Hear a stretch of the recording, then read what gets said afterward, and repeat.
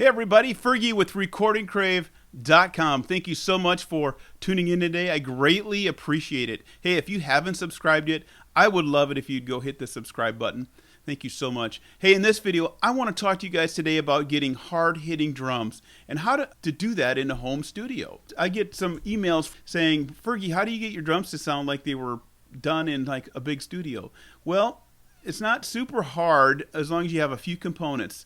One being a decent sounding drum set, and just you can use stock plugins. But then there are a couple other things also in the mix session that I will show you how to achieve that. And you know what? The best thing is we're not going to use any sound replacers at all. So all the drums you hear are the acoustic drums mic'd up and recorded. So let's jump into it. I do want to say that when you start off mixing a song, you should hear in your head what that song will sound like. You should have a clear direction of where you're going with the overall sound of that song. And same applies for each individual instrument, like the drums or the guitars or the bass. You should have an idea where you're going with those different instruments. Okay, so let's take a quick listen to this track, or part of the track, so we can see what we're working with here.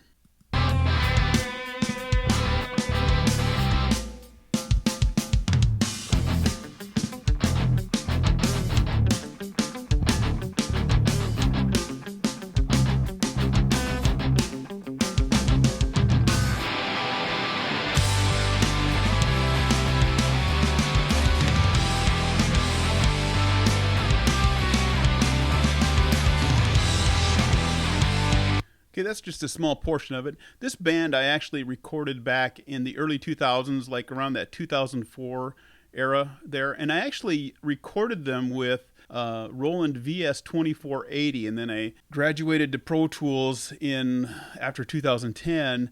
I imported these tracks into Pro Tools and then just kind of remixed them a little bit. So let's jump into this remix and take a listen to how I got these drums to be super punchy. First thing I want to do is isolate the drum tracks.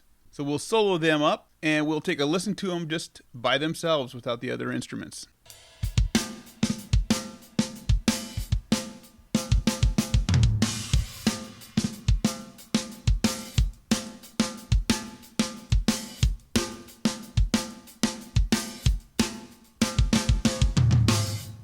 Okay, that's the drums there with processing on. Now let's take the processing off.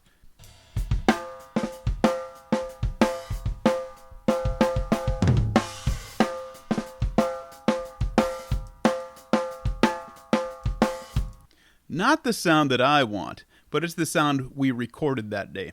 So in the microphones I'm using on this, the kick drum I'm using a Beta 52, the snare is a SM57, the toms are all 57s, and the two overheads are two AKG C1000s on the left and the right side. So that's what it was mic'd with. So let's break this down and show you how I get a punchy sound from that. So basically, one of the keys to getting a punchy sound, there are a couple things here. And certainly more than what I'm showing you. You guys probably have your own ideas, and feel free to comment below on what you do to get a punchy sound. I'm going to show you what I do generally. So the first thing I want to do is put a gate on the kick. Now, I don't always gate the kick.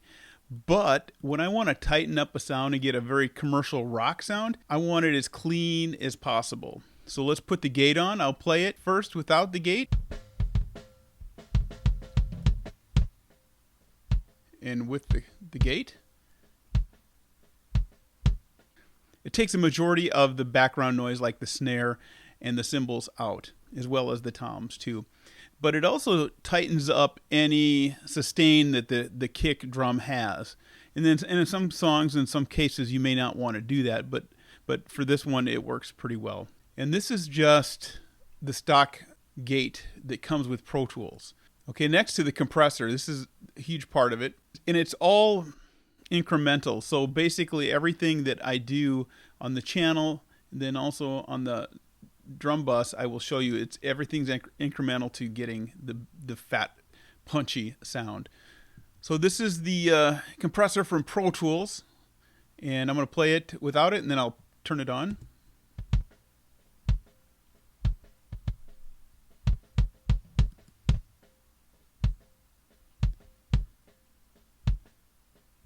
So we're getting about 3 to 5 dB of gain reduction on there, not a lot. And I'm not trying to squish it because I don't want it to sound overly compressed. Now, next, have the EQ, and this is another stock EQ with Pro Tools.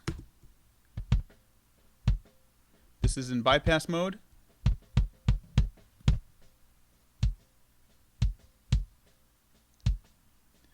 So we carved it out quite a bit in the mids, in the low mids, and then we gave it a pretty good boost to get a little snap on the top end. And then we gave a boost of at 83 hertz, about 1.3 dB we gave a boost, and that is a shelf. So what we have is a gate, a compressor, an EQ, and then what I finally put on the last thing was a limiter. And what this does, this pulls up any lower sounding kick parts that he does, and it also pushed down any super loud kick drums that he might do. And basically what this does is levels out the performance, but it doesn't squash it.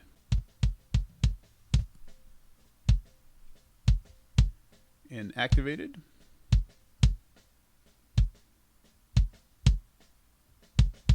So it pulls it out quite nicely. It made me very happy there. So on the snare, let's pull that up.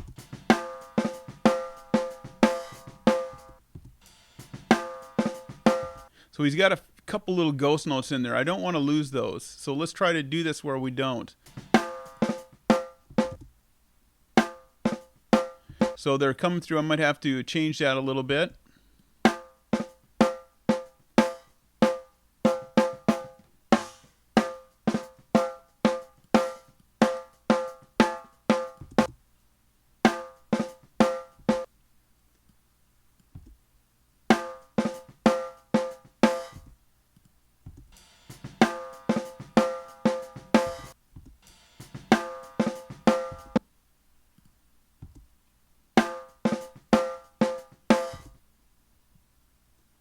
Now let's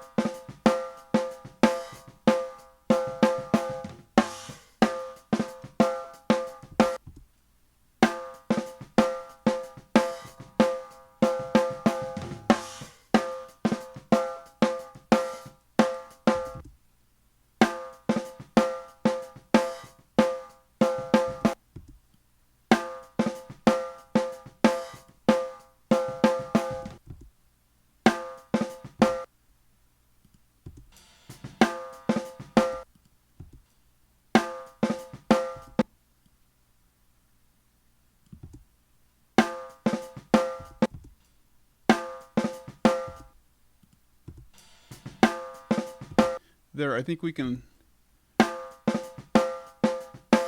live with that. So that's letting those ghost notes come through and not affecting that.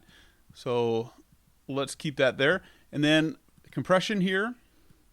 Again, this compressor here is a fairly neutral compressor, so it doesn't have a lot of tone character like a 1176 or an LA2A or any analog modeled compressor.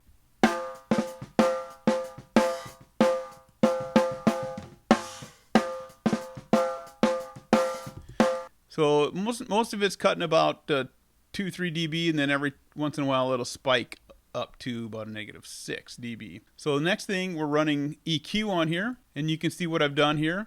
You can look at the parameters down here. That's engaged. I'm going to bypass it.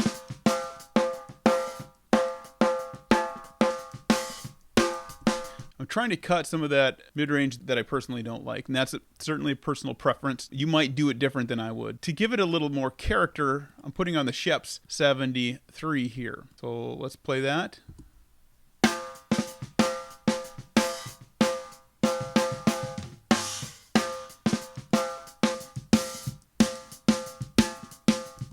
So what I like about the Sheps 73, it gives it a little bit of that analog character, and then also I boosted at 220. I boosted the low there up so we could get a little more meat on that snare. Because when I cut the mid range out, it took a little bit of the meat out, but it took the unwanted mid range that I didn't want. So, and then after that, I put the decapitator on to give it a little saturation. That's in bypass mode.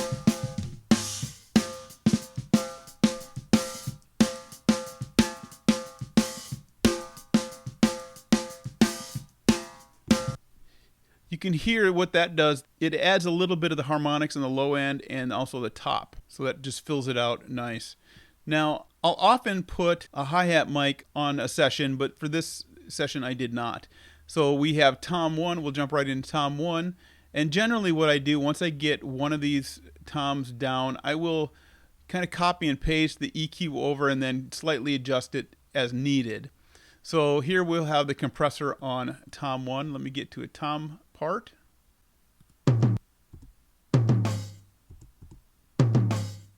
So there's tom 1.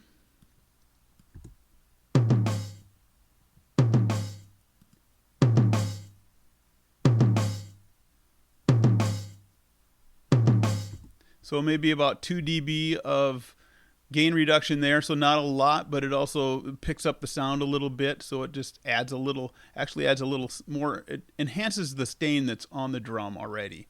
So the EQ, here's this. This is in bypass.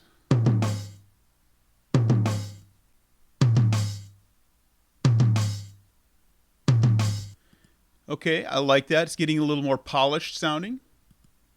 Okay, we're on tom 2. And you can see I have the toms panned 10 o'clock and 2 o'clock for tom 1 and the first floor tom.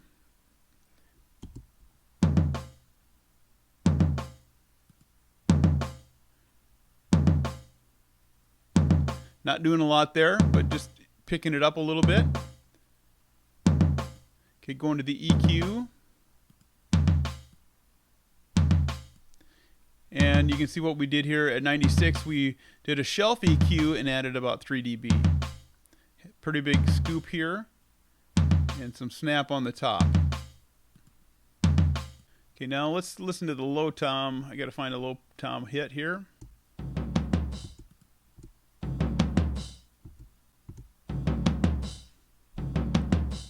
Not doing a lot there, maybe 1 dB.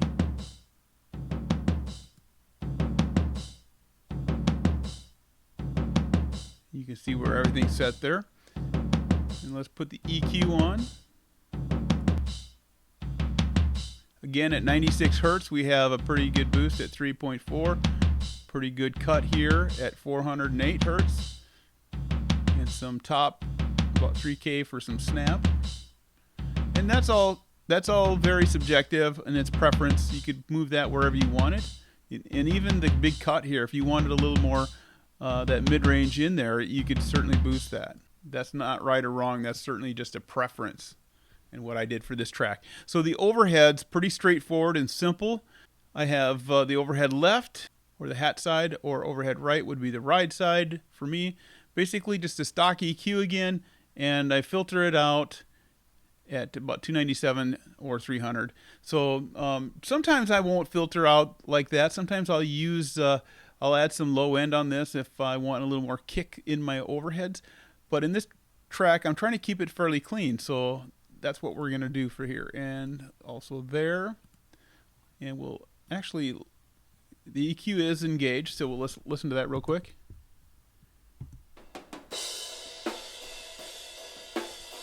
We'll bypass those.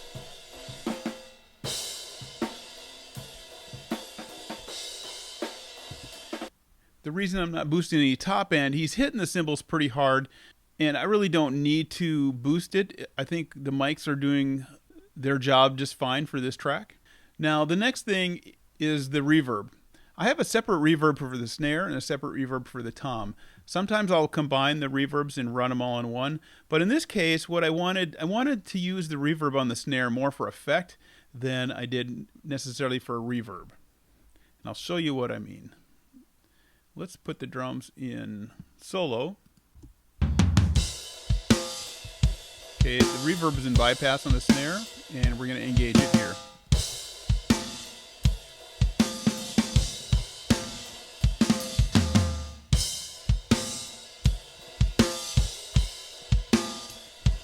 So it acts more like it's in a room. Because when I recorded this kit, it was done in a family room that's carpeted and there's furniture in there. And so there's a lot of sound absorption in that room. Let's jump over to the toms, and this is just a stock plug-in from Pro Tools, Deverb here. I'm using a large plate, and you can see the wet-dry mix and the decay there. And then I also did a high-frequency cut at 9.3. Okay, jumping over to the toms, I have an LX480. This one takes a little more practice to get used to. And also the mix, I have it 100%, and I'm just controlling it here on that. And then I put a EQ on there to cut a little more top end off of the reverb sound. So let's listen to that. You can hear the tom verb without, and then with. So it sounds like it's more in a hall at that point. And in context of a mix, it sounds really good. So the next thing I do is I run all those drums, kick, snare, and toms and overheads into a drum bus. Now, this is a secret weapon. If you don't do this, this can set your drum sound apart from a lot of other people's drum sounds. This will give you that commercial sound, whether it's a pop rock or if it's an indie sound or if it's a very organic sound. The drum bus works extremely well. It helps you keep control of a lot of things, but let's jump into this and I will show you what I mean. So I'm going to play the track without the drum bus engaged, then I will engage it and then we'll go through it.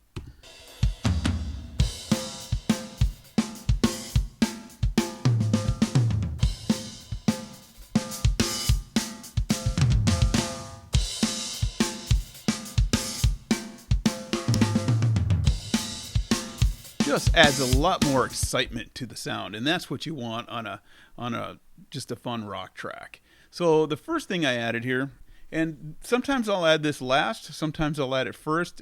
It just kind of what happens the day that I'm mixing it. So let's play this and I'll engage it. And this is the saturation tool, black box from Plug-in Alliance.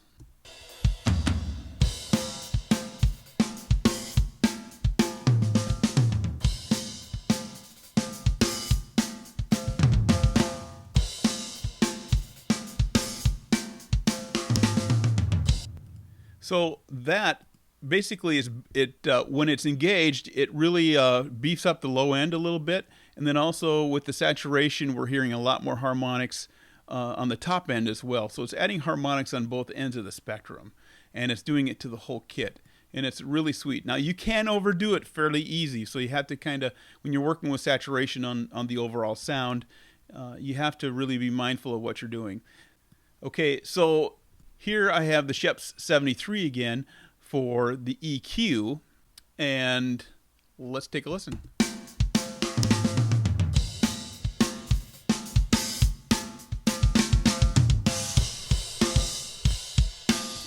Okay, you can hear right away it gets more top end and more low end because I've boosted those.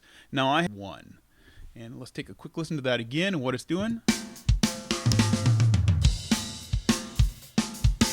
Bypass.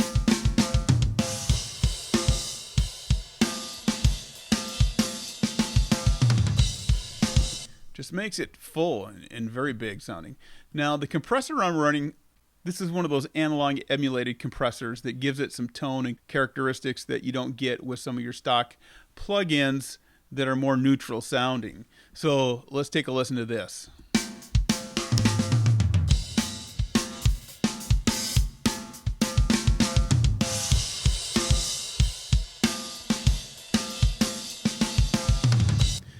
It really pulls things forward. You know, I could probably actually bring the threshold down a little bit, and instead of hitting it too hard, because I'm running about 8 to 10, 8, 9 dB gain reduction.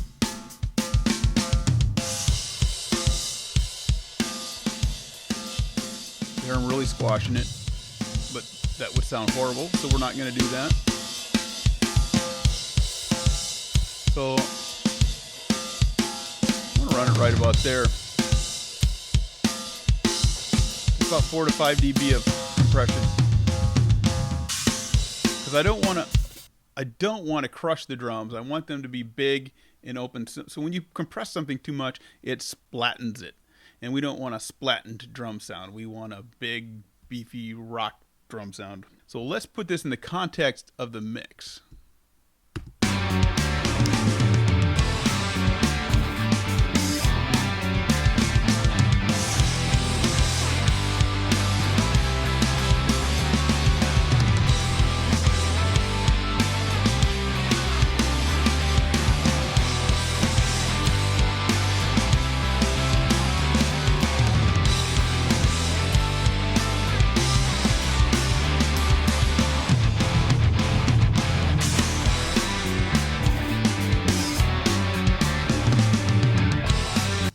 So huge drum sound. Now I do want to say that on my master bus over here, it's a submix. What I have, I'm running Ozone on here, and I am running a little bit of limiting on there, and it's just enough limiting to where when I put a verb on, I can hear the verb is going to be too much or just right. Sometimes if you don't at least check your mix with a limiter, sometimes you can have too much verb and not know it, and then when you go send it to mastering, all of a sudden they put the mastering on, and it's like it kind of exposes some things sometimes. So I always put a limiter on very low, and the EQ is nothing's going on there. And what else do I have here? I have an SSL comp also, and let's see what that's doing.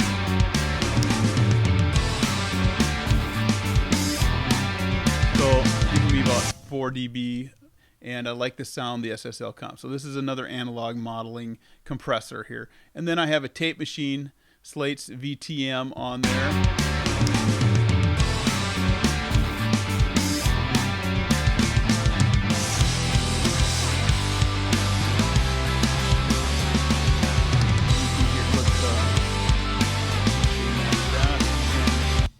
Let's just bypass that one.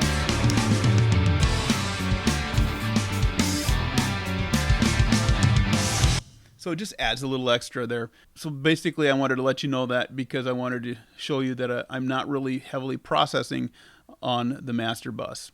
So anyway, that is how I get punchy drums on a rock mix. And I'd love for you to let me know what you might do, something that you might do something different than what I showed you here, or what other people may be doing. So I'd love to hear it. So put your comments below. If you haven't subscribed yet, I would love it if you subscribed. So this is Fergie saying thank you so much for watching, and we will see you in the next video.